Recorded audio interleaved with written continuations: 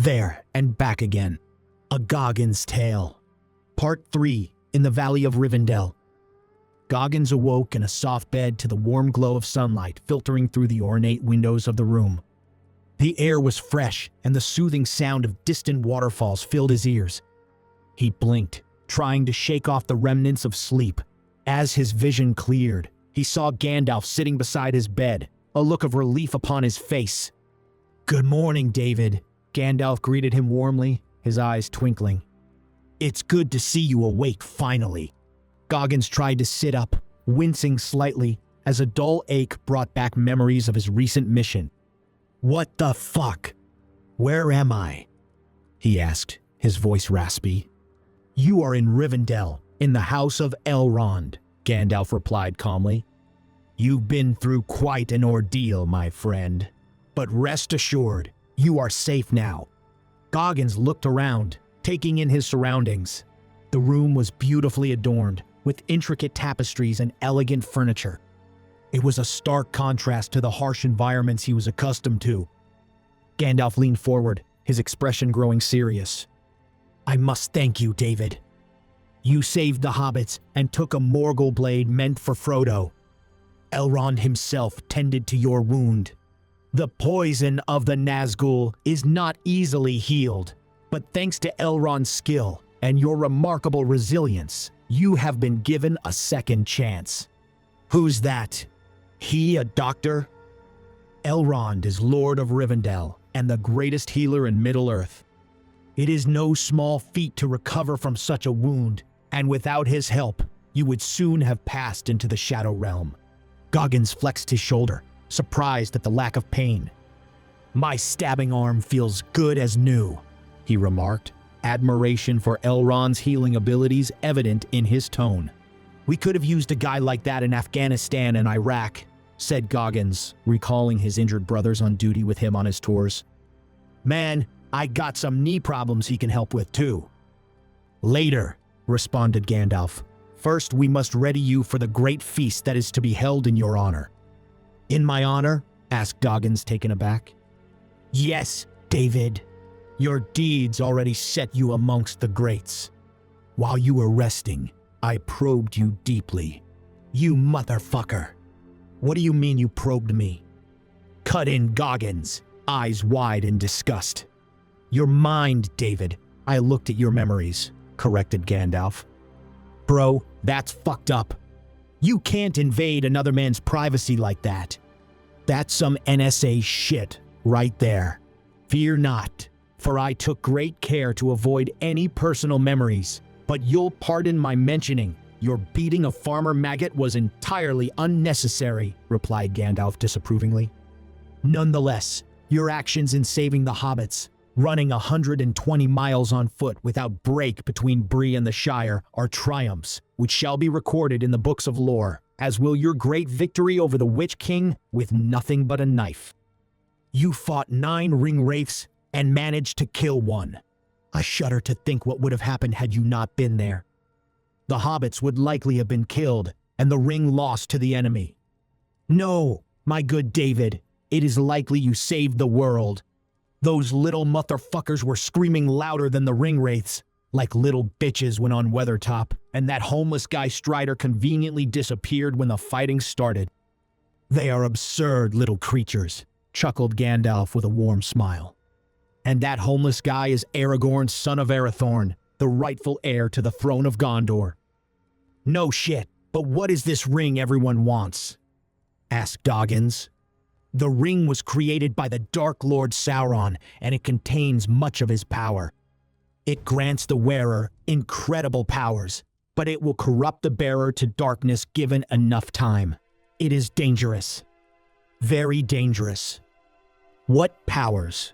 asked Goggins, intrigued. "Powers are granted according to the wearer. The more powerful and capable the wearer, the more power he would wield through the ring. A being such as yourself would be capable of wielding much more of its power than a little halfling. It would enhance the capability you already possess and more." "You mean like steroids?" Before Gandalf could answer, a loud bell rang out. "It is time for the great feast." "Let's go," said Gandalf, Goggins lifted his soft bed covers and looked down. He was entirely naked. "What the fuck?" he growled. Gandalf again chuckled. "So impressed were the elf maidens by your proportions, they decided not to dress you. One indeed of their number has expressed interest in marriage, if you are willing, but I digress. Don't tell me they ain't ever seen a big black." Gandalf cut him off, pointing to intricately stitched elven robes hung by the window. "They look gay as hell," scowled Goggins in disgust. "You have been gifted elven robes of high honor. Your own garments wear torn and soiled. They will be purified and repaired. Interestingly, the elves took particular interest in your armor and are studying its properties to improve their own. Thus far, your armor has proven sturdier and more resilient than mithril." "That's proprietary technology," shouted an outraged Goggins. "Y'all are a bunch of intrusive motherfuckers." "As for your weapon," continued Gandalf, ignoring Goggins' indignation, "your metal bow is of cunning design." "You mean my Glock and assault rifle?" "Indeed, an elf has already been killed during their study." "Don't forget gun safety," responded Goggins, shaking his head at the incompetence of the elves. "Indeed, after that mishap, Lord Elrond ordered a cessation of all further study. They have asked that you demonstrate your weapons so they may learn and replicate. 1,000 elves, thus armed, could perhaps even storm Mordor." "Elves with guns," laughed Goggins. "Sure, but they gonna need training to use those weapons. I'ma put those motherfuckers through Hell Week." "I agree, but we can discuss the details later. It's time for the feast." A short time later, Goggins, in his elaborate elven robes, followed Gandalf into an enormous pavilion, at the center of which sat an enormous long table stacked high with vegan food. At the table were already seated many elves, a couple dwarves, men, and the hobbits, who waved and smiled at him. "Mr. Goggins," called an important-looking elf, sitting at the head of the table. "Please, your place is here." "It is the place of honor," he said, gesturing to the seat at his right hand. Gandalf sat next to Goggins on his left and introduced them. "This is Elrond, Lord of Rivendell." "Pleased to meet you, brother," said Goggins, politely holding out his hand. There was a short moment of confusion, after which Elrond realized this was a form of greeting and clasped hands awkwardly with Goggins. "Man, your hands are soft as hell. I ain't never met a woman with softer hands." "Thank you, Mr. Goggins," smiled Elrond, interpreting his words as a compliment. As the feast continued, Goggins found himself deep in conversation with Gandalf and Elrond. The grandeur of Rivendell, combined with the lively chatter of the other guests, created a surreal backdrop for their discussion. "Tell me, Mr. Goggins," Elrond began, his keen eyes studying Goggins with interest, "how did you manage to kill a wraith with nothing but your knife?" "Such a feat is unheard of."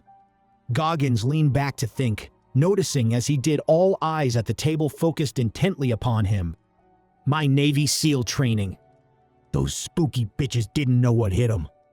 I've been through 3 hell weeks, broken every bone in my legs and still continued the fight. And when I seen those fuckers, I thought, fuck, yeah, I'm ready. So I tackled that motherfucker to the ground and went to work. He screamed like a little bitch." Elrond nodded thoughtfully. "Your methods are impressive. Your resilience and skills are unlike anything we've seen. I would like you to demonstrate your weapons for us, so that we may learn and perhaps replicate them for our own defenses." Goggins raised an eyebrow. "Sure, I can do that. But I need you to make me more special arrows. I'm running low." Elrond smiled. "It will be done.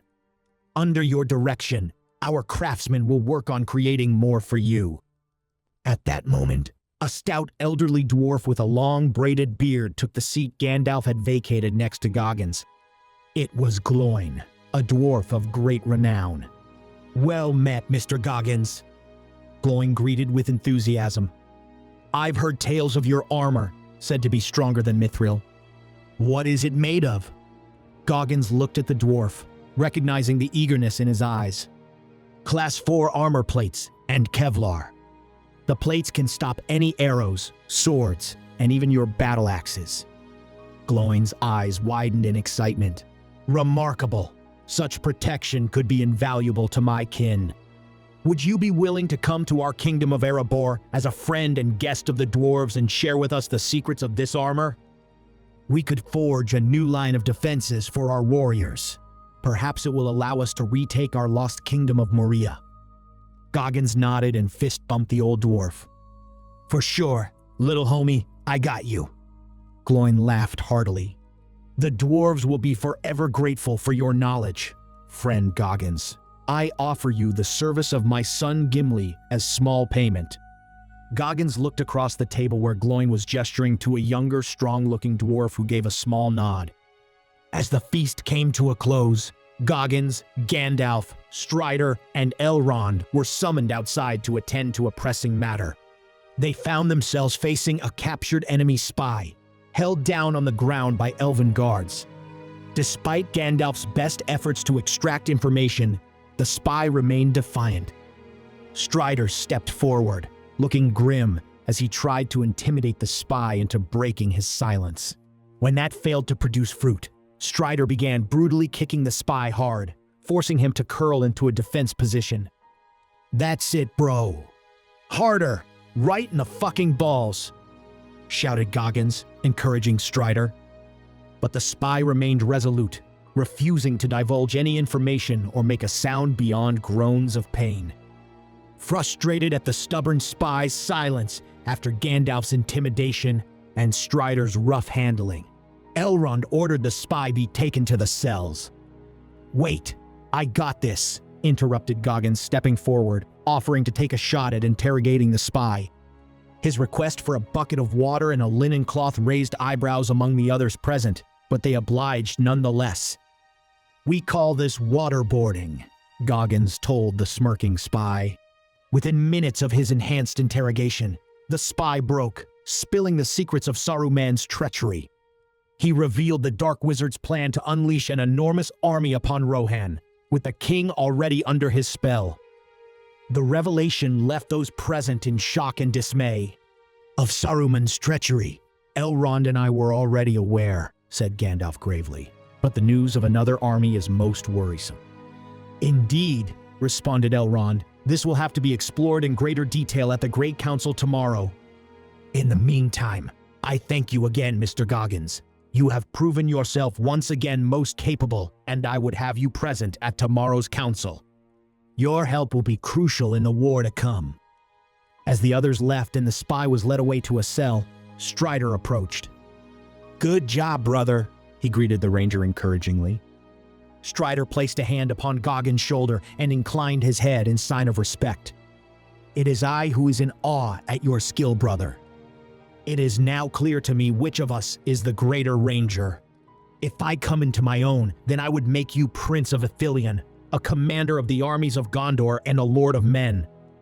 Shit, Lord Goggins, that's got a nice ring to it, he thought before recalling his earlier conversation with Gandalf, where the old wizard had mentioned Strider was not his name, and nor was he merely a ranger. Strider, that your code name? Asked Goggins, appreciating the sentiment. Some in Bree call me Strider, but my true name is Aragorn.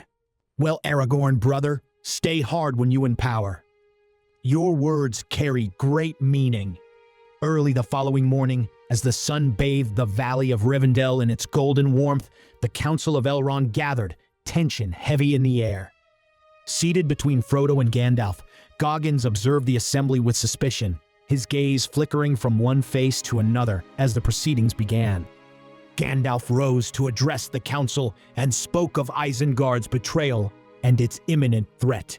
Goggins listened intently, wondering if a covert strike might be a feasible option to neutralize the treacherous wizard. Next, Gloin, representing the dwarves, recounted the hardships faced by his people and their desperate struggle to reclaim their lost kingdom. The cloaked messenger from Mordor and his offer of reward in exchange for information on Bilbo and the recovery of the ring. Legolas, the elf, followed next, his expression grave as he revealed the escape of Gollum, a development that cast a shadow of uncertainty over their plans. Then, it was Elrond's turn to speak. Rising from his seat, the Lord of Rivendell turned his piercing gaze upon Goggins, introducing him to the assembly. "And now," Elrond began, his voice carrying the weight of ages of wisdom, "allow me to introduce a newcomer to our midst, one who has already proven himself a stalwart ally in our struggle against the darkness." All eyes turned to Goggins, who met their scrutiny with a steely gaze. But before Elrond could continue, Boromir rose to his feet, his expression clouded with suspicion as he fixed his gaze upon Goggins. "I must object, my lord," Elrond Boromir declared defiantly. "He is one of the Haradrim. I have seen his dark kind before, striking down the valiant men of Gondor." "Motherfucker!" shot back Goggins, rising from his seat. But Gandalf raised a hand, silencing all in the gathering. "Fool! He has been sent by the Valar to aid us. Without his aid, the ring may already have been lost." "You do not know your peril," Aragorn told Boromir, thinking of the spy Goggins had effortlessly broken last night and fearing similar fate for the ignorant Boromir if he were not careful. Goggins bristled at the accusation. His jaw clenched, but he chose to remain silent. Elrond raised his hand, silencing the murmurs that had erupted from Boromir's accusation. "Listen, all of you, to the deeds of this man," Elrond began firmly. "David Goggins, as you know him, stands among us not as an enemy, but as a savior. He risked his life to save the halflings from the clutches of the enemy. He took the Morgul blade intended for Frodo, shielding him from harm. And he faced the Witch King of Angmar in combat with nothing but a small knife and emerged victorious, striking a blow against the Dark Lord himself. With the death of the Witch King, Sauron has lost one of his greatest commanders, thanks to the bravery and skill of Mr. Goggins. You have yet to rival his feats, Boromir." As Elrond spoke, those within the gathering looked upon Goggins with growing respect and admiration. "And let us not forget," Elrond continued, "the armor and weapons of Goggins, forged in some mighty unknown place. His armor, comprised of Class 4 plates and Kevlar, is sturdier than mithril and capable of withstanding the deadliest of blows. His weapons, the metal bow, are of cunning design, capable of striking down foes from a distance with deadly accuracy. There is much we can gain from our honored guest." The council members listened attentively, some nodding hungrily at the description of Goggins' formidable arsenal. But now, Elrond's tone grew once again grim. "We face a greater peril than ever before. The ring, forged by the Dark Lord in the fires of Mount Doom, has resurfaced, and with it, the shadow of Mordor looms over Middle-earth once more. Sauron seeks to reclaim his lost prize and unleash untold darkness and suffering upon our world." He paused, allowing his words to sink in before continuing. "Our only hope lies in destroying the ring. No longer can we keep the thing hidden or sail west, leaving behind the troubles of Middle-earth, for surely the darkness would spread to every corner." "But the ring cannot be destroyed by any means which we have here," said one of the elf lords. "No, it must be taken deep into Mordor and cast back into the fiery chasm from whence it came. One of you must do this." Elrond's words hung heavy in the air as the council exchanged glances. "One does not simply walk into Mordor. Its black gates are guarded by more than just orcs. There is evil there that does not sleep. The Great Eye is ever watchful. It is a barren wasteland, riddled with fire, ash, and dust. The very air you breathe is a poisonous fume. Not with 10,000 men could you do this. It is folly," declared Boromir. At this, the elf Legolas arose emphatically. "Have you heard nothing Lord Elrond has said? The ring must be destroyed," he announced loudly to the gathering. To this Gimli, the dwarf stood in outrage, challenging the elf, "And I suppose you think you're the one to do it." But Goggins raised a hand at the angry dwarf. "Sit your punk ass down, Gimli." "Yes, my lord," said the dwarf, nodding apologetically as he resumed his seat. This intervention was sufficient to quell a full-scale argument from breaking out. Discussion remained fierce between the elves Boromir and Gandalf. Goggins heard a small voice next to him. He turned to see Frodo, bravely accepting the quest. "Speak up, little man. Say that shit with your chest," he encouraged. "I will take it," shouted Frodo, finally being heard over the angry voices. "I will take the ring to Mordor, though I do not know the way." There was a collective intake of breath, followed by a pause, and then one by one Gandalf, Aragorn, Gimli, and Legolas pledged to go with Frodo along with Sam, Merry, and Pippin. Frodo then turned to Goggins. "Please, Mr. Goggins, sir, it would comfort me greatly if you came with us." Goggins nodded, accepting the invitation. "Sure, I'll carry your bitch ass to Mordor." Although none said it aloud, all within the company felt a great relief that Goggins was coming with them. At this, Elrond stood, addressing the company. 10 companions. "So be it. You shall be the Fellowship of the Ring."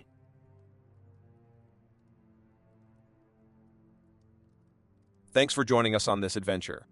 If you enjoyed the journey and are eager for more wild fan fiction, don't forget to hit that like button, share with your fellow fans, and subscribe for more episodes. And if you're as enchanted by the idea of Middle-earth meeting Hogwarts as we are, make sure to check out our series exploring this magical crossover. Your support brings these worlds to life. Until next time, keep the fantasy alive.